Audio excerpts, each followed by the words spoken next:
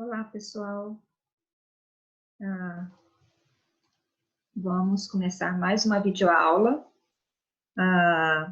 para o curso de Bioquímica Avançada. Lembrando que essa videoaula é para uso exclusivo dos alunos de Bioquímica Avançada, então o link não deve ser compartilhado, tá bom?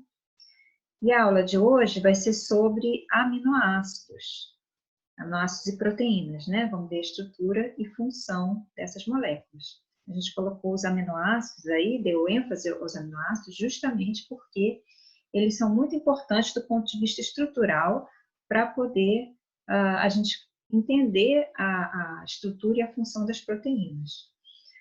As proteínas, elas são moléculas, em termos de funcionalidade, né, muito diversificadas nos sistemas biológicos de forma geral, né? São indispensáveis aí para as funções biológicas, vão ser justamente, né, o resultado, né, da expressão genética que vão efetivamente fazer as suas funções dentro da célula. E os aminoácidos, eles são os, digamos assim, blocos formadores dessas proteínas, né? Eles vão ser os monômeros que vão formar esses polímeros que a gente chama de proteínas. E elas têm aí diversas funções, a gente vai comentar um pouco mais aprofundado, né, quando a gente falar das proteínas especificamente, mas citando aí algumas, né, por exemplo, enzimas, hormônios, né, que vão estar relacionados ao metabolismo, à regulação do metabolismo, proteínas com funções contráteis, né, relacionadas aí ao movimento, o colágeno, que tem a ver com os ossos, as cartilagens, a parte estrutural. No sangue a gente tem a hemoglobina, a albumina, que tem a ver com transporte, e etc., né? Imunoglobulinas.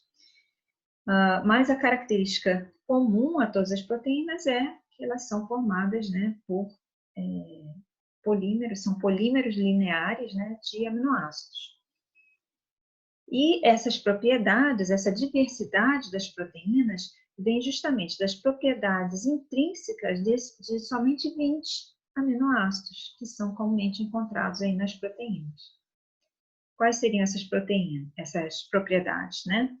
A capacidade de polimerizar esses aminoácidos, né?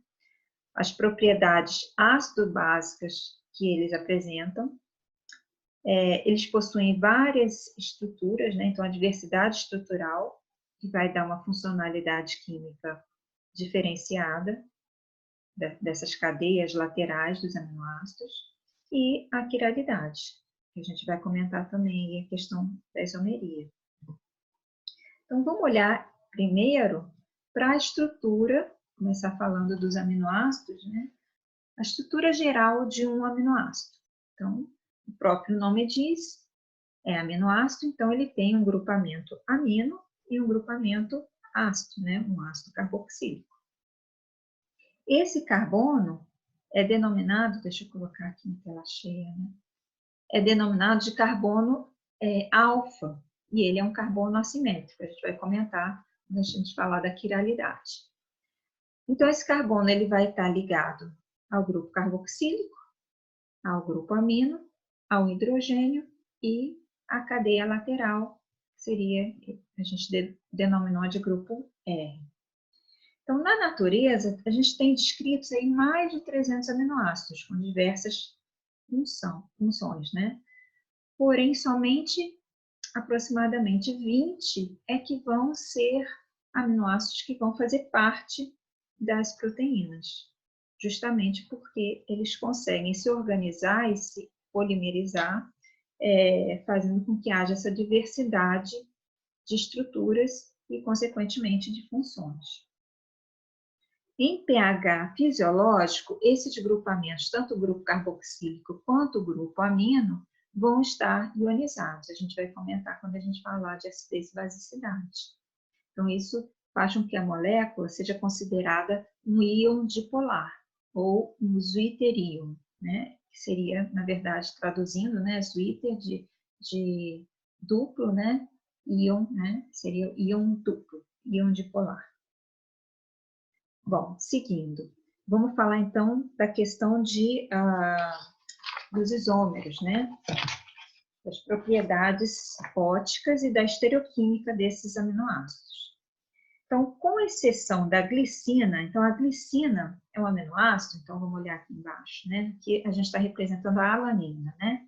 Então, a cadeia lateral da alanina é um grupo CH3, uma metila. A glicina seria um hidrogênio, então é um aminoácido mais simples. Então, no caso da glicina, o carbono estaria ligado a 2 hidrogênios. Então, esse carbono alfa, no caso da glicina, não seria um carbono assimétrico, quiral. Mas, com exceção da glicina, então, né, todos os outros aminoácidos vão ter esse carbono assimétrico, quiral, ou a gente também chama, né, de oticamente ativo. E por conta disso, eles vão ter isômeros óticos, que são a imagem especular não sobreponível, que seriam os enantiômeros. Então, esses enantiômeros têm atividade ótica, que seria o quê? A habilidade de desviar o plano de polarização de uma luz polarizada, podendo ser desviada para a direita, então seria o destrógeno, denominado de D, ou para a esquerda, levógeno, denominado aqui de L.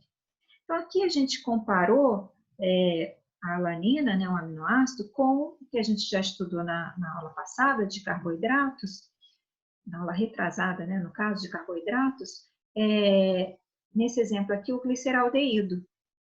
Então, o gliceraldeído, ele tem, assim como a alanina, 3 carbonos, né, e ele também vai ter a capacidade de desviar o plano da luz polarizada.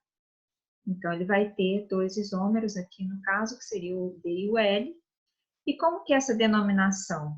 No caso do gliceraldeído, a gente começa a contar a partir do carbono terminal aqui, e quando essa hidroxila desse carbono aqui ligado ao carbono 3 estiver para a esquerda, ele é chamado de L. E quando ela estiver para a direita, é chamado de D. Então, de forma análoga, os aminoácidos também vão ser D e L em função, nesse caso não seria a hidroxila, né? Em função do grupo amino, quando estiver para a esquerda é L, quando estiver para a direita é D. Na natureza, diferente dos açúcares, né? Que na natureza predominam os açúcares os isômeros D, na natureza vão predominar os isômeros L. Né? Os isômeros D, eles vão ser encontrados aí em locais mais específicos, como, por exemplo, parede celular de bactérias. Né? Então, nas proteínas, a gente vai encontrar eles na forma L. Então, vamos agora olhar para a estrutura dos aminoácidos e como que a gente pode classificá-los normalmente de acordo com a sua polaridade. Então, as proteínas são constituídas por 20 tipos diferentes de aminoácidos. Então, aqui eu coloquei a classificação como está lá no Leninger. Tá? Mas, dependendo da literatura, tem algumas pequenas diferenças. Mas, basicamente, os aminoácidos vão ser classificados em polares e apolares. E aí, às vezes, tem alguma outra classificação interna aí que pode ser diferente. Né? Então, aqui os apolares, com cadeias alifáticas. Nesse caso, ele separou os aromáticos, né? A gente também vai colocar separado. Os polares carregados positivamente, carregados negativamente e neutros. Então, vamos falar de cada uma desses grupos. Então, primeiro falar dos apolares. Então, os aminoácidos apolares com a cadeia lateral R alifática. Então, a gente tem aqui 7 aminoácidos e a característica em comum é que a cadeia lateral é um grupo alquílico. Né? A gente tem aqui a glicina, na verdade a glicina é só um hidrogênio, ela não pode ser considerada que tem uma grande apolaridade, mas como ela não tem nenhum grupamento que classifique ela como polar, né? Então ela formalmente está no grupo dos apolares, apesar de não ter uma apolaridade muito alta. Então, vamos ver aqui, ó. Então, a alanina, a gente vê que tem o CH3, prolina, né? Todos vão ter aí grupos alquílicos, né? Cada vez maiores aqui no caso. Bom, a gente pode comentar da prolina, que, na verdade, formalmente, a gente não pode classificar como um aminoácido, e sim como um iminoácido, por conta da ciclização desse carbono ligado ao carbono alfa, com o grupo amino. E destacando também a metionina. A metionina tem um enxofre na sua estrutura, e aí também vai ver tá, propriedades específicas para esse aminoácido. Aqui o grupo que tem a cadeia lateral aromática. Então, nesse caso, a gente tem tanto os apolares, que seriam a fenilalanina e o triptofano, quanto a tirosina, que é polar, que tem uma hidroxila ligada aqui no aromático. Então, pode fazer uma ligação de hidrogênio, então é classificado como polar. Aqui, os polares, então, só voltando, os apolares, então, numa proteína, eles vão tender a ficar escondidos da água. Então, se for uma proteína, por exemplo, globular, né, esférica, o que vai acontecer? Os aminoácidos que forem mais apolares vão ficar no meio ali da proteína, tentando se esconder, né, evitar o contato da solução aquosa que fica ao redor. Claro, se for uma proteína de membrana, por exemplo, né, se a proteína estiver imersa ali na membrana, os aminoácidos que tiverem contato ali com a parte lipídica da membrana vão ser os apolares. Então, de acordo com a polaridade, você vai estruturar essa proteína para minimizar o contato com a água ou favorecer o contato com a água, de acordo com essa polaridade. Bom, então aqui primeiro os polares neutros, né, não carregados. Então, a gente tem aí 5 aminoácidos que têm grupamentos que podem fazer ligação de hidrogênio. Então, aqui hidroxila, grupo SH, grupo amino. Então, destacando aqui a cisteína é bastante importante, né? Por quê? Porque esse grupo sulfidrila, esse SH, chamado de grupo sulfidrila, ele vai fazer o que a gente chama de ponte de sulfeto. Ele pode se ligar a outra cisteína de forma covalente, e isso vai dar um dímero, e isso pode dar uma característica diferente para a estrutura daquela proteína. Então, ele aparece muito em sítio ativo de muitas enzimas, então é um aminoácido bastante importante para a gente comentar. Aqui os polares básicos, então eles são básicos por quê? Porque eles vão ter carga positiva no pH fisiológico. Tá? Então a gente tem 3, lisina, arginina e histidina, que vão estar ionizados positivamente. E os polares ácidos, que vão ter carga negativa em pH fisiológico. Então esse grupo R vão ter um grupo carboxílico, né, que é um ácido fraco, que vai doar, né, esse H+, no pH fisiológico, então ele vai ficar com a carga negativa. Bom, então comentamos sobre os diferentes tipos de aminoácidos que aparecem nas proteínas, mas existem outros aminoácidos que a gente chama de aminoácidos pouco comuns. Bom, eu vou comentar então primeiro esse slide, depois a gente vai para os outros aminoácidos pouco comuns. Para a gente estudar os aminoácidos, a gente pode utilizar as técnicas espectroscópicas, né? Então, existem várias técnicas que são sensíveis aos aminoácidos. Mas nenhum deles vai absorver luz na região do visível, então não é uma técnica boa para se usar para estudar os aminoácidos. Já no ultravioleta, os aminoácidos aromáticos a gente consegue enxergar, então apenas esse a gente consegue monitorar diretamente por UV. Por isso que quando a gente faz, por exemplo, dosagem de proteínas, né, a gente tem que fazer o quê? A gente vai formar um complexo colorido, justamente para poder visualizar esses aminoácidos, né, e, consequentemente, as proteínas. E no infravermelho é uma técnica boa porque todos eles absorvem, então a gente já conseguiria trabalhar com os aminoácidos utilizando essa técnica. Então a gente tem aí uma série de outras técnicas que também podem ser usadas, mas essas que são as mais comuns, a gente teria aí o infravermelho como uma melhor técnica para a gente estudar aminoácidos.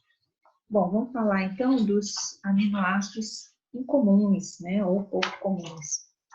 Então a gente tem vários aí, né? Por exemplo, a hidroxiprolina, a hidroxilisina também fazem parte do colágeno, da gelatina, a metillisina, então a gente tem uma metila aqui ligada à molécula da lisina, o carboxiglutamato, né, um grupo carboxílico ligado ao glutamato. Vamos falar aqui, ó, da selenocisteína, a gente falou da cisteína, em vez de ter um enxofre, tem um átomo de selênio. Então, já vai ser um aminoácido diferenciado. A desmosina, que é um aminoácido bem complexo também, vai ser um aminoácido bastante incomum. Outros. Então, eles podem ou não fazer parte da estrutura de proteínas. Alguns deles fazem parte, outros não. Aqui a gente tem a ornitina e a citrulina, que também são aminoácidos, que não fazem parte de proteína, mas que estão envolvidos aí no metabolismo, né? São intermediários do ciclo de Krebs. E a gente tem vários outros, alguns até bastante famosos, vamos dizer assim, né? Por exemplo, a histamina, a serotonina, o GABA, são neurotransmissores, a epinefrina, que é um hormônio, temos também a penicilamina, que é um constituinte da penicilina, e outros, né? Então, existem vários outros aminoácidos que estão aí ou envolvidos no metabolismo de alguma outra forma, né? Ou são aminoácidos pouco comuns de ocorrerem em proteínas. Aqui comentando sobre os aminoácidos serem essenciais ou não essenciais. Então, quando a gente fala em termos de nutrição, muitas vezes a gente fala que a gente tem que comer determinados tipos de alimentos que vão conter elementos que são essenciais, que nós não produzimos endogenamente. E os aminoácidos essenciais são alguns deles. Então, quais seriam esses aminoácidos essenciais? Então, a gente tem 9 aminoácidos que são considerados essenciais. Então, é quase metade, né? E 11 não essenciais. Daí a importância da gente, na dieta, utilizar as proteínas, né? Seja onde que fonte for, pode ser animal, vegetal, mas que contenham esses aminoácidos essenciais. Sendo que desses não essenciais, a cisteína é sintetizada a partir da metionina, que é essencial, e a tirosina vai ser sintetizada a partir da fenilalanina. Então, digamos assim, um pseudo não essencial, né? A gente sintetiza, tem as enzimas, mas precisamos dos essenciais para sintetizar esses dois. Lembrando, né, a metionina que tem o enxofre, né? E a cisteína vai ter o grupo sulfidrila lá na ponta. Bom, agora vamos falar das propriedades ácidas e básicas dos aminoácidos. E aí a gente vai ver o uso deles, né, como tampões. A gente pode, inclusive, usar eles no laboratório, né, em diversas outras soluções em que a gente precise manter o pH constante, né? Tampão é uma solução que vai resistir à alteração do pH após a adição de um ácido ou de uma base. Então, é uma mistura de um ácido fraco, que a gente chama de HA, com a sua base conjugada, que a gente está chamando de A-.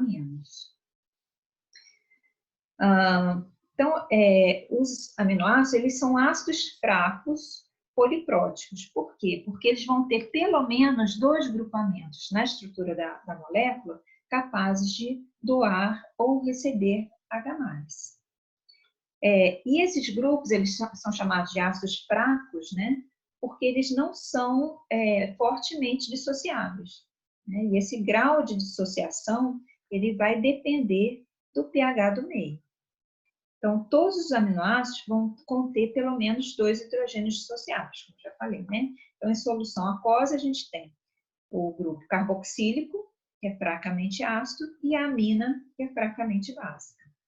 Eventualmente, vão ter também, no grupo R, né, na cadeia lateral, algum grupamento que pode também doar ou receber H+. Então, também se comportando como um ácido fraco, ou como uma base fraca. Então, eles podem funcionar como tampões. Então, essa relação quantitativa entre a concentração do ácido fraco, HA, e a sua base, A-, sua base conjugada, é descrita pela equação de Henderson-Hasselbalch. Agora, a gente vai entender essa equação e a relação entre o pH do meio, a dissociação da molécula e que tem a ver com a concentração dela, das espécies, né, dissociadas. Então, aqui seria a forma não dissociada do ácido, HA. Quando ele se dissocia, ele forma H+, libera H+, e a sua base conjugada A-. Então, quando ele é um ácido fraco, essa dissociação não é muito forte, não se dissocia tanto. Quando é um ácido fraco, essa setinha seria indo apenas numa direção. Então, ele, por exemplo, HCl, em solução aquosa, ele vai estar 100% na forma H+, mais Cl-, é um ácido forte. O ácido fraco, não. E os ácidos carboxílicos são ácidos fracos. Bom, então, a constante de dissociação desse HA, vamos dizer assim, né, genericamente, vai ser a concentração das bases, né, da base conjugada e do H+, né, isso aqui seria o produto, né, da dissociação, em relação ao ácido, a forma não dissociada. Então, H+ e A- em relação à concentração do ácido não dissociado. Então, seria constante de dissociação, quer dizer, quanto maior a dissociação, maior essa constante. Bom, então agora a gente vai colocar o H+ em evidência. Então, vamos só reorganizar os termos da equação. Então, H+, seria o Ka, aí passo o HA para cá e o A- para baixo. Concentração de HA e concentração da base conjugada. Sabemos que, por definição, pH é igual a menos log da concentração de H+. Então, pH tem uma concentração logarítmica de íons H+. E, por analogia, pKa seria menos log do Ka, da constante Ka. Então, o pKa nada mais é do que a constante de dissociação Ka, né, do ácido, na forma logarítmica, né, negativa. Então, vamos substituir aqui, né, concentração de H+, menos log de H+, ok? O Ka menos log do Ka. Então, aplicar o logaritmo em todos os termos da equação. Aqui, aqui e agora no último termo, que seria menos log do ácido sobre a base conjugada. Menos log de H+, a gente sabe que é pH, então vamos substituir isso aqui por pH. Menos log de Ka, por analogia, é pKa, substituindo. E menos log da base sobre o ácido. Então, aqui, essa é a equação de Henderson-Hasselbalch, que está nos dando a indicação da constante de dissociação na base logarítmica em relação ao pH e as concentrações de ácido e base conjugada. Né? Se a gente trocar o sinal aqui, aí a gente inverte aqui o denominador e o numerador, mais log da base sobre o ácido. Mas é dessa forma que a gente descreve normalmente.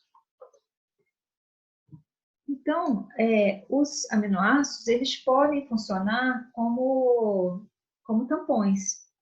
Tá? Então, eu vou colocar aqui 3 exemplos de titulação de 3 aminoácidos. Um aminoácido neutro, que é a glicina, e um aminoácido ácido e outro básico, para poder a gente ver as 3 situações. Então, nesse caso da titulação da glicina, vamos imaginar nesse primeiro momento aqui um pH muito ácido. E aí, aqui a gente vai adicionando base, né? Como está mostrando aqui, equivalente de OH-. E o pH que a gente obtém dessa solução. Então, a glicina é aquele aminoácido mais simples, tem um grupamento amino e um grupamento carboxílico. Num pH muito ácido, tanto o grupo amino quanto o grupo carboxílico vão ligar o H+, porque tem muito H+ disponível nessa solução. Então, ao invés de ficar CO-, ele vai ligar e ficar COOH. E o grupo amino, seria NH2, vai pegar o par de elétrons do grupo do nitrogênio e vai ligar mais nitrogênio, virando NH3+. Bom, vamos adicionando base. A base vai retirar íons H+ da molécula. Então, o primeiro H+ que vai ser retirado vai ser justamente do grupo carboxílico. O primeiro H+ que sai. Então, fica CO ao menos. O grupo amino, nesse primeiro momento, não perde o H+. Vamos continuar adicionando base. Agora sim, um pH mais alto, quer dizer, eu tenho pouco H+ disponível, esse H+, ele vai ser retirado pela base, a base capta esse H+ do grupo amino, e ele se transforma em NH2. Então, veja, na mesma molécula, a gente tem 2 constantes de dissociação. Uma relacionada ao grupo carboxílico, seria esse pK1, e outra relacionada ao grupo amino, pK2. Então, a molécula vai ter, os aminoácidos, de forma geral, vão ter pelo menos 2 constantes de dissociação, 2 pKa's. Por que pelo menos? Porque se na cadeia lateral R houver algum grupamento capaz de doar ou perder H+, vai haver mais um pK relacionado a esse grupamento. Então, no caso da glicina, a gente tem aqui, né, o pK1 determinado em 2,34. Então, quando a gente chegou no pH 2,34, a gente tinha 50% dessa espécie, 50% dessa. E o pK2, 9,6, em que a gente tem 50% dessa espécie, 50% dessa. Vamos olhar para as cargas. Então, aqui a gente tem carga final da molécula, mais 1, né? Um pH muito ácido. pH intermediário, carga final da molécula, 0. Por quê? Porque eu tenho uma carga positiva, uma carga negativa, então a carga final é nula, né? Não é que a molécula não tenha carga, ela tem carga, só que somando as cargas fica nula, né? E aqui a carga negativa, porque temos pouco H+ no meio, então favoreceu a retirada dos hidrogênios, então o grupo carboxílico fica negativo.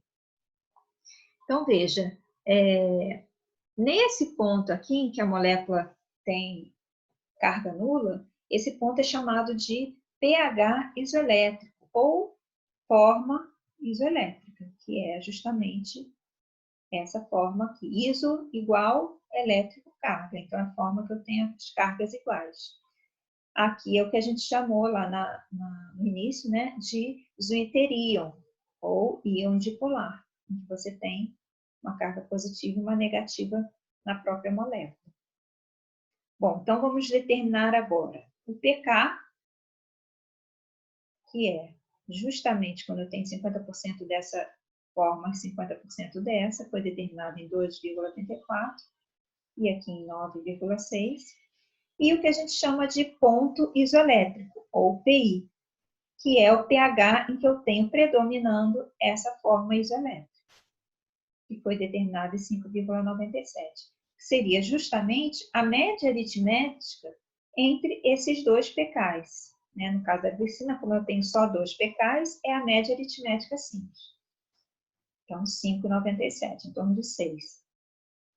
Por quê? Porque o pK anterior é o pK mais ácido, né? E o pK posterior à forma isoelétrica, a gente faz uma média, a gente vai ter a inflexão da curva, matematicamente falando.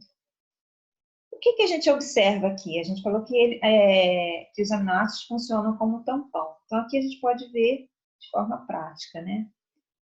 Ao redor do valor do pK, o que a gente tem? O pH varia muito pouco. Veja, eu coloquei um tantão de base aqui, ó, daqui até aqui, e o pH variou bem pouquinho. Aqui um tiquinho de base que eu coloquei, o pH sobe bastante. Né? Então, aqui é a mesma coisa, a gente adiciona um monte de base, mas o pH varia muito pouco. Então, a região próxima ao pK é a região tampão. Então, os aminoácidos sempre vão ter pelo menos 2 regiões tampão, porque vão ter pelo menos 2 pKs. Especificamente, né, a região tampão seria o valor do pK mais ou menos uma unidade. Então, a gente pode explicar isso matematicamente.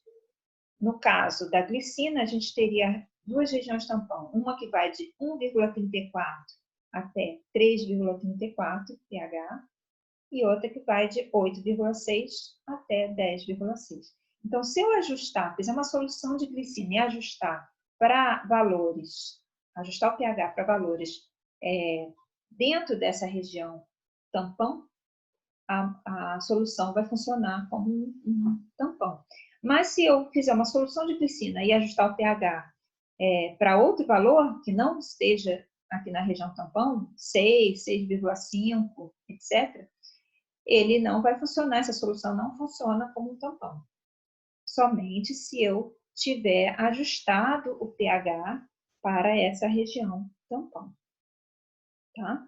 Vamos olhar agora os 2 outros exemplos. A histidina. Então, a histidina, além dos grupos carboxílicos e amino, vai ter a cadeia lateral um outro grupo amino que também pode perder, né, ou ganhar H+. Funcionar como um ácido fraco, uma base fraca. Então, como que seria a titulação? Então, além dos 2 pKs, vai ter um outro pK relacionado ao grupo R. Então, aqui é a mesma coisa, o gráfico de pH com adição de base, e conforme foi adicionando a base, os grupamentos vão perdendo H+, né? A base vai captando H+ da molécula. Então, o primeiro que vai sair vai ser o do grupo carboxílico, depois o segundo seria do grupo R, então é esse hidrogênio aqui, que é captado pela base, e o terceiro do grupo amino. Então, cada um relacionado a uma parte aí da molécula capaz de perder esse H+ para a base que está sendo adicionada. Então, já está determinado aqui, né? A gente vai ter 3 pKs, o primeiro 1,82, outro 6 e o outro 9,17. E aí a gente tem as estruturas com as respectivas cargas. E aí, como que seria o cálculo do ponto isoelétrico, já que a gente tem 3? Não vai ser a média dos 3. O ponto isoelétrico é o pH isoelétrico, quer dizer, está predominando ali a forma isoelétrica. Então, a gente tem que determinar primeiro qual dessas, no caso aqui, 4 formas, né, da histidina, que seria a forma isoelétrica. Então, vamos olhar aqui para as cargas. Então, aqui a gente tem 2 cargas positivas, mais 2. Aqui, 2 positivas e uma negativa, mais 1. Aqui, a carga 0. Então, essa seria a forma isoelétrica. Aqui, menos 1, né? Então, aqui seria a forma isoelétrica. Então, qual seria o ponto isoelétrico, matematicamente falando, né? Seria a média aritmética entre o pK anterior e o pK posterior à forma isoelétrica. PK anterior é 6, então já está aqui, né? 6, e o posterior 9,17, então a média deu 7,6. Esse seria o ponto iselétrico.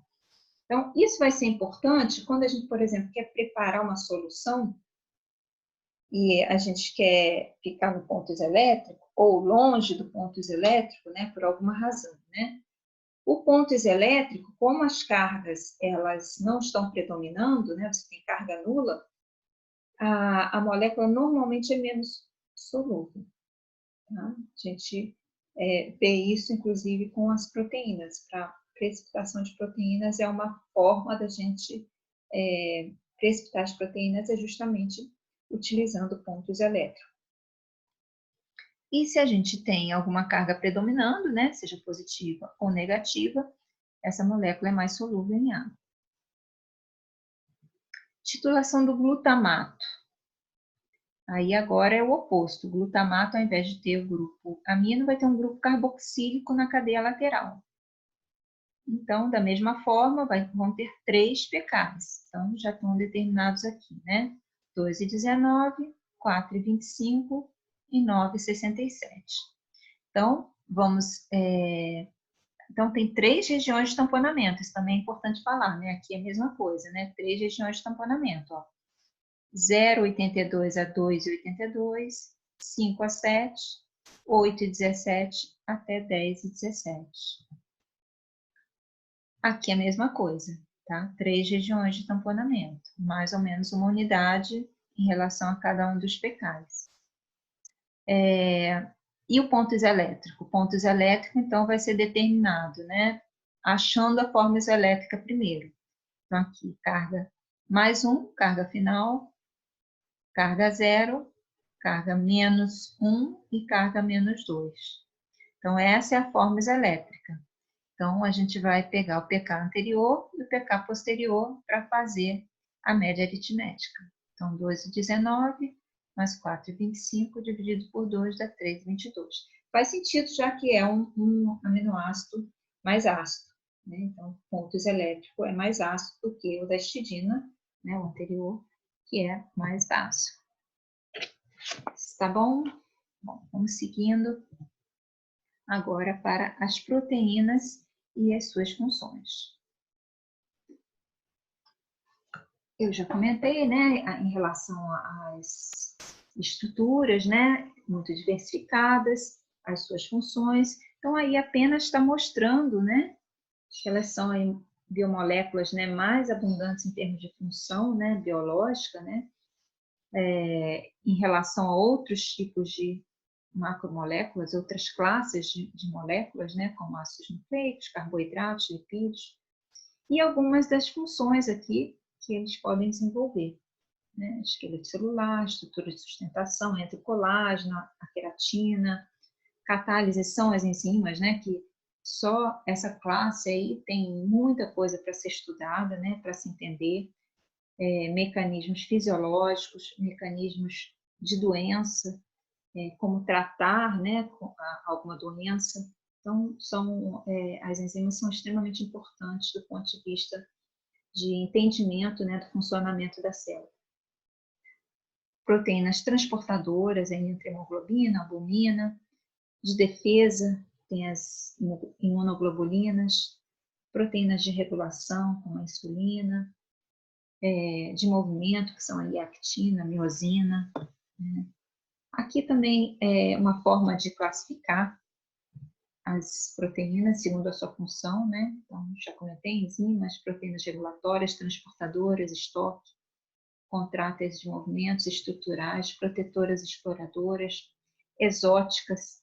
Aí a gente tem, por exemplo, proteínas anticongelamento, proteínas com elasticidade, né? Por exemplo, para a seda, né? Do fio da seda, ou proteínas que as aranhas produzem para fazer a teia de aranha. Então, são proteínas bem específicas, né? De determinados organismos. E muitas proteínas, né, são formadas não só por aminoácidos, elas são conjugadas com outros tipos de estruturas. Então, a gente tem uma classificação dessas proteínas também em função dos grupamentos que estão ligados a elas.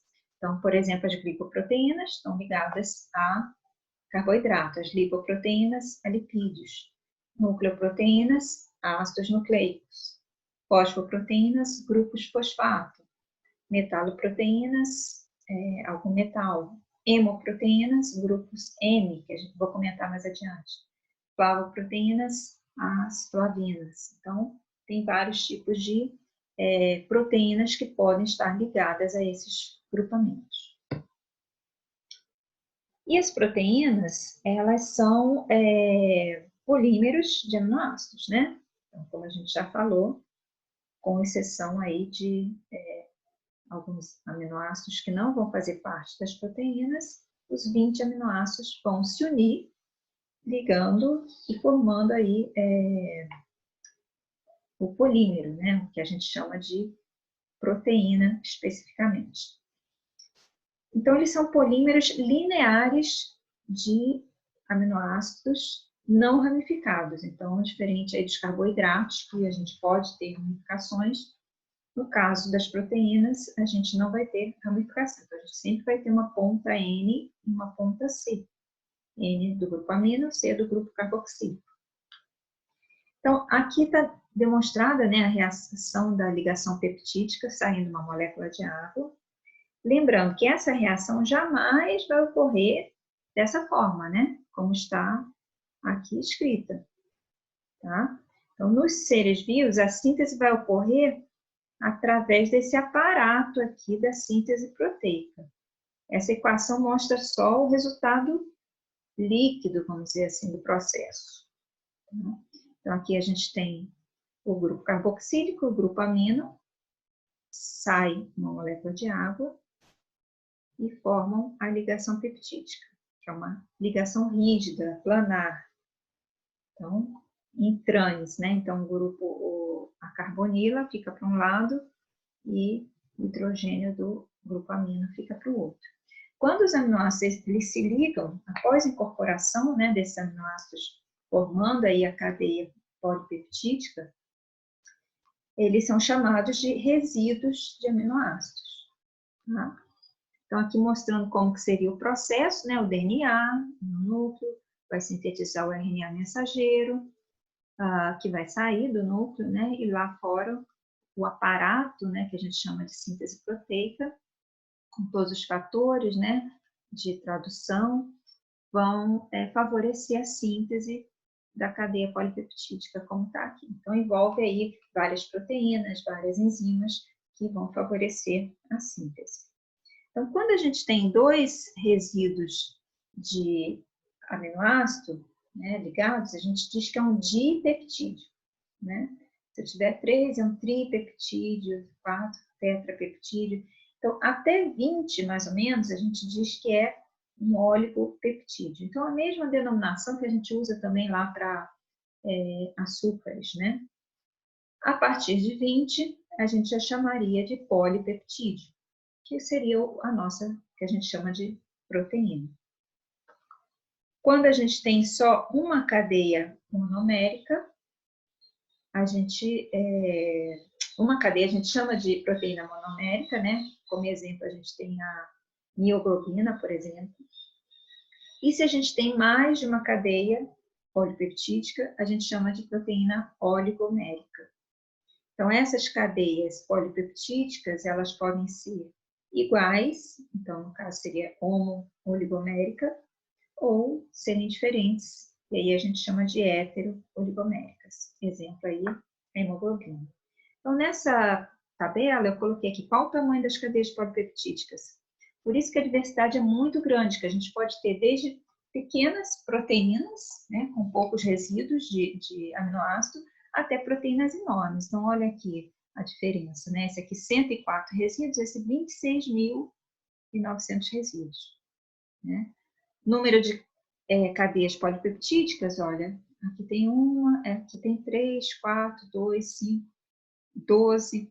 Então, também é muito variável. Então, as combinações são, assim, milhares, né? Milhões de combinações que podem ser feitas. aqui a massa molecular. Então, isso vai variar em função do número de aminoácidos que a gente tem em cada uma das proteínas, tá? Então, para entender as proteínas, a gente precisa classificá-las. Então, uma forma da gente entender a estrutura das proteínas é colocando ela em níveis de organização, que a gente chama de estruturas primária, secundária, terciária e quaternária. São os níveis estruturais das proteínas. Então, a gente vai ver, né, falar de cada uma delas, né, a estrutura primária, que seria a sequência de aminoácidos, a estrutura secundária, então a organização espacial dessa sequência, a terciária, que seria já um nível mais complexo, né, de organização, estrutura tridimensional, e a quaternária, quando a gente tem mais de uma cadeia polipeptídica, né, como mostrei alguns, só tem uma cadeia polipeptídica, então só vão ter nível de organização até a estrutura terciária. Aí, a quimotripsina, por exemplo, já tem estrutura quaternária. A hemoglobina também é estrutura quaternária. E assim por diante. Bom, então vamos falar da estrutura primária. Então, a estrutura primária seria justamente a sequência de aminoácidos de uma cadeia polipeptídica, que é determinada geneticamente, né, a partir do código genético, e é específica para cada proteína. Então, é característico da proteína e depende mais da sequência do que da composição de aminoácidos. Então, veja, nessa sequência que a gente tem aqui, ó, serina, glicina, tirosina, alanina e leucina. Então, aqui até é uma forma simplificada de escrever, né, uma abreviação. Existe também uma abreviação de uma letra só também, dos aminoácidos. É sempre bom lembrar, a gente vai ter sempre duas pontas só, então grupo amino terminal e a carboxila terminal. Então, veja, essa sequência, né, de aminoácidos, essa cadeia polipeptídica, se eu alterar uma dos aminoácidos, eu já tenho outra proteína. Então, a sequência, ela é muito importante justamente para fazer com que ela tenha aquela estrutura específica. Então, a estrutura primária é que vai determinar todos os outros níveis de organização da proteína, a estrutura tridimensional dessa proteína. Então, o que acontece? Algumas doenças, elas vão fazer com que ocorram alterações. A gente vai falar disso quando falar nos ácidos nucleicos, tá? Vão resultar em proteínas com sequências de aminoácidos anormais, alterar, por exemplo, um dos aminoácidos. E aí isso pode favorecer alguma doença, a formação de alguma alteração nessa proteína, seja inviabilizando mesmo o funcionamento da proteína ou dificultando o funcionamento. Então, o indivíduo pode morrer ou ele pode ter algum tipo de doença. Eventualmente, essas mutações podem ser o que a gente chama de mutação silenciosa. Dependendo do aminoácido que a gente coloca, né, você não vai ter nenhuma alteração. Mas a gente vai comentar mais sobre isso na aula sobre ácidos nucleicos, ok? Bom, falando das estruturas agora secundárias, né? A gente chama de estruturas secundárias regulares. Então, a cadeia, ela pode se arranjar em padrões característicos, que a gente chama de estruturas regulares. Duas organizações vão ser particularmente estáveis. Então, a gente tem as alfa-hélices e as folhas beta-preguiadas, como a gente está vendo aqui. Né? Então, a gente tem a sequência aqui, a estrutura primária, que vão, por exemplo, se organizar em forma de molinha, ou aqui como se fosse mesmo uma folha preguiada, né? Também chamado só de folha beta. Então, vamos falar de cada uma dessas duas. Existem outras estruturas regulares, né? Essas são as mais comuns.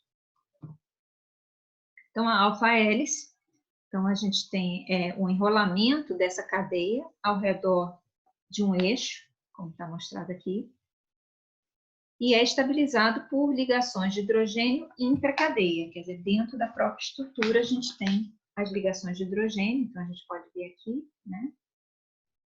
Essas linhas pontilhadas seriam as ligações de hidrogênio estabilizando essa estrutura.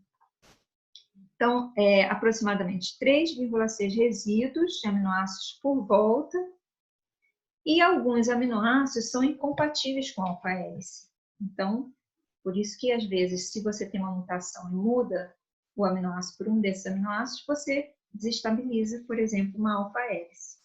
Então, alguns desses aminoácidos são a prolina, que dá um impedimento estérico, os aminoácidos que são carregados, então tem o glutamato, aspartato, histidina, lisina, arginina, o triptofano, que é muito volumoso. Então, todos esses aminoácidos eles vão prejudicar esse tipo de estrutura secundária. Então, eu coloquei aqui um exemplo, que é a mioglobina, né? Uma proteína já bastante conhecida, né? A sua estrutura. Eu coloquei ela como exemplo porque ela é formada de 80% da sua estrutura em alfa-hélice. Então, ela é uma proteína globular, né? Porque é parcialmente esférica, então a gente também pode classificar as proteínas em globulares e fibrosas, vamos ver mais adiante. Então, essa proteína globular, porque ela é esférica, tem muitas alfa-hélices.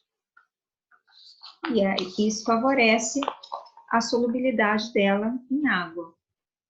Então, a hemoglobina é uma proteína que tem um grupamento M, assim como a hemoglobina, que vai ter um átomo de ferro aqui, no meio do grupo M, que liga o oxigênio. Então, é uma proteína também que liga o oxigênio. E as proteínas fibrosas, elas já têm um formato mais alongado. Então, elas são mais insolúveis em água, vão ter um papel mais estrutural. Então, coloquei dois exemplos de proteínas fibrosas que são ricas em alfa-hélice. Então, uma é a alfa-queratina, então aqui mostrando como se fosse um corte, né, de um fio de cabelo e desenovelando ali, né, as células, mostrando até a formação da proteína, né, com as alfa-hélices. E o colágeno, que também tem papel estrutural, né, na pele, em alguns tecidos, ele é interessante porque ele é uma alfa-hélice, mas na verdade ele é uma tripla hélice, como está mostrado aqui. Por isso que ele é extremamente resistente. Então, ele tem esse papel estrutural e ele é muito importante por causa disso. Porque ele resiste muito e aí ele consegue manter, por exemplo, a pele naquela sua estrutura. E a folha beta preguiada, ou simplesmente folha beta, né? Justamente, a gente vai ter cadeias dos aminoácidos que vão seguir em sentido antiparalelo, uma para um lado e outra para o outro, ou no sentido paralelo.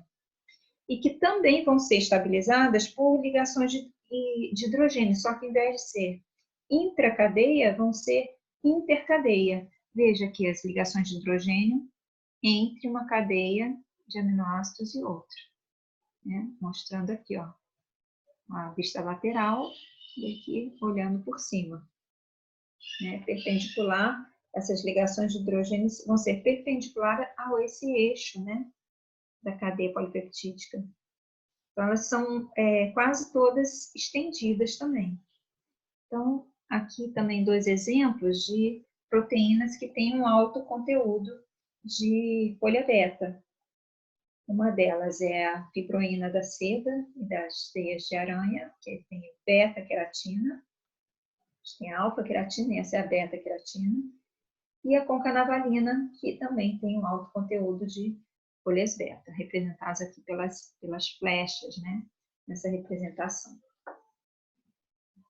É uma proteína vegetal.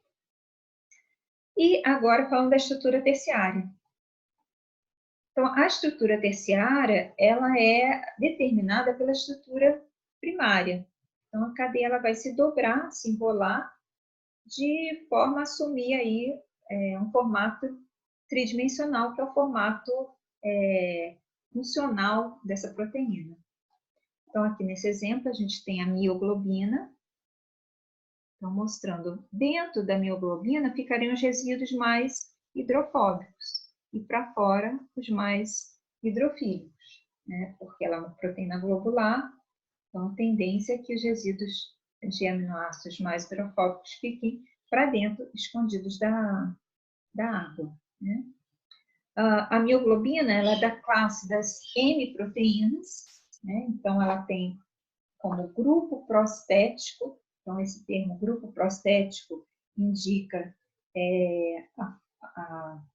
pedaço, né, da estrutura da molécula que não é aminoácido. No caso, o grupo prostético da mioglobina seria o grupo M.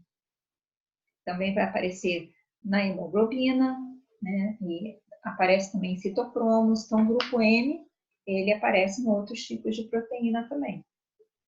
Que, na verdade, seria o quê? Uma molécula orgânica chamada de protoporfirina com um átomo de ferro no meio. Então, esse ferro que tem no meio da estrutura da protoporfirina é que vai ligar efetivamente o oxigênio. A porção, o grupo prostético é a porção não proteica da molécula da proteína. Então, quando você dobra, então você tem a estrutura tridimensional final. E o que mantém essa estrutura nesse formato, vamos dizer assim? Então, aqui são as interações que mantêm a estrutura terciária. Então, a gente vai ter as interações hidrofóbicas, né? Aminoácidos apolares interagindo com outros aminoácidos apolares. As ligações de hidrogênio entre os aminoácidos. As interações eletrostáticas ou iônicas entre os aminoácidos, então, aminoácido positivo com aminoácido negativo. E, além disso, se a molécula tiver, são todas interações fracas, né? Mas o conjunto dessas ligações fracas, né, como são muitas ligações fracas, vai estabilizar a estrutura tridimensional naquele formato, naquela conformação. Mas se além desses aminoácidos, né, capazes de fazer essas interações, houver na estrutura da proteína cisteína, então a cisteína também pode formar uma ligação, na verdade aí vai ser uma ligação covalente, formando um grupo sulfidrila, né, formando uma ponte de cistina, e isso também vai favorecer a estrutura tridimensional dessa proteína. Então, quanto mais cisteína, mais rígida, vamos dizer assim, né, a estrutura tridimensional dessa proteína, já que você tem ligações covalentes ali entre os aminoácidos. Então, aqui mostrando a ponte de sulfeto, né, que a gente chama de ponte de sulfeto, as duas cisteínas, os resíduos aqui, as sulfidrilas, e formando a ponte de sulfeto, que é uma cistina, né, dois enxofres ligados covalentemente. E a estrutura quaternária. Então, a estrutura quaternária, como eu falei, é somente se a proteína tiver mais de uma cadeia polipeptídica. Então, aqui coloquei como exemplo a hemoglobina. A hemoglobina é bem conhecida, né? Se conhece bastante a estrutura da hemoglobina. Ela tem 4 subunidades, 2 subunidades alfa e 2 beta. Então, as cadeias, né, subunidades da hemoglobina não são idênticas, né? A gente tem 2 idênticas e 2 idênticas. Cada subunidade tem um grupamento M, o grupo prostético M, que no meio tem um átomo de ferro. Então, a hemoglobina pode se ligar a 4 oxigênios, né, moléculas de oxigênio, uma em cada grupo M. Então, tem 2 subunidades alfa, 2 subunidades beta. Então, nesse caso, a molécula vai ter estrutura quaternária. E o que mantém a estrutura quaternária? Vão ser as mesmas interações da estrutura terciária. Tá? Então, isso favorece a estrutura de se manter coesa pela a grande quantidade de interações fracas entre as subunidades. E agora eu vou comentar sobre desnaturação das proteínas. Por quê? Porque muitas vezes, para a gente estudar uma proteína, a gente precisa desnaturar ela, ou mesmo evitar que ela desnature. Então, são condições que vão favorecer a desnaturação da proteína. Então, primeiro, o que seria desnaturação? A gente vai desdobrar, né, desfazer e desorganizar essa estrutura da proteína, sem a hidrólise da ligação peptídica. Então, as ligações covalentes, né, a cisteína também, né, a fonte de sulfeto também, não vai ser degradada, a gente desfaz todas as interações fracas. Então, ligação de hidrogênio, iônica, hidrofóbica, a gente consegue quebrar, né, desfazer. Então, quais seriam esses agentes desnaturantes? A gente tem o pH, então alterou o pH, a gente altera a carga da molécula. Então, só a gente lembrar lá da titulação. Conforme eu fui adicionando base, o que foi acontecendo? O aminoácido foi mudando a sua carga, né? Porque o pH estava mudando da solução. E cada aminoácido vai ter uma carga diferente. Vamos imaginar a proteína é um conjunto de aminoácidos. Então, se cada aminoácido vai ter uma carga naquele pH, a proteína como um todo, somando todas as cargas, também vai ter uma carga, digamos assim, uma carga final, que pode ser positiva, negativa ou neutra. Então, o pH também vai desfazer essas interações, por exemplo, iônicas, que mantinham em determinados pontos ali da estrutura da proteína e faz com que ela se abra. Então, aqui mostrando a proteína nativa, né, e a proteína desnaturada. A temperatura também favorece a abertura, né, desfazer essas interações entre as alças, vamos dizer assim, da proteína, e outros agentes desnaturantes, como, por exemplo, solventes orgânicos, ácidos ou bases fortes, detergentes, além também de, por exemplo, a agitação mecânica também pode ser um fator que vai favorecer a desnaturação. Então, existem várias formas da gente desnaturar as proteínas. E aqui eu coloquei só para encerrar, que na verdade vai dar uma ligação com a próxima aula, que é sobre ácidos nucleicos, que a gente já vai, na sequência, entender. Então, aqui eu estou colocando que a sequência de aminoácidos pode ser determinada pela sequência de nucleotídeos de um gene.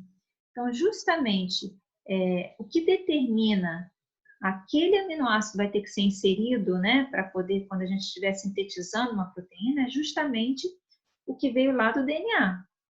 Né? Então, o DNA, ele guardou a informação genética, foi expressa, né, ali pelo RNA, RNA mensageiro, e usando todo o aparato para a síntese de proteínas, a gente consegue, utilizando aquele código genético, né, aquela trinca de bases de cada um das bases do DNA, você vai formar a cadeia polipeptídica. Ela vai começar a ser sintetizada colocando um a um os aminoácidos. Então, aqui mostrando, né, a sequência do gene, então, sempre a trinca de bases, vai dar origem, cada trinca de bases vai dar origem a um aminoácido. Então, isso a gente vai entender na aula sobre ácidos nucleicos, né? Tem a ver com código genético. Então, por exemplo, CAG vai sempre ser a trinca de bases que vai sintetizar a glicina, né? TAT, tirosina, CCT, prolina, e assim por diante. Então, a gente tem aí um código genético que vai codificar, né? O nome código por causa disso, né? A sequência, né, de aminoácidos que tem que ser adicionada ali para poder gerar uma proteína. Bom, a aula termina aqui. Então, na aula que vem, a gente vai falar sobre os ácidos nucleicos. Então, vou pedir para vocês agora reverem o estudo dirigido, são 2 estudos dirigidos, né, de aminoácidos e proteínas, né, como é só uma revisão, em cima do que a gente comentou aqui durante a aula, vocês veem se houve alguma alteração, alguma coisa que vocês queiram melhorar, e a gente pode ir conversando também. Sempre lembrando que, eventualmente, a gente pode marcar uma live, né, para a gente poder tirar dúvidas ao vivo, vamos dizer assim, tá bom? Então, boa aula e qualquer dúvida eu estou à disposição.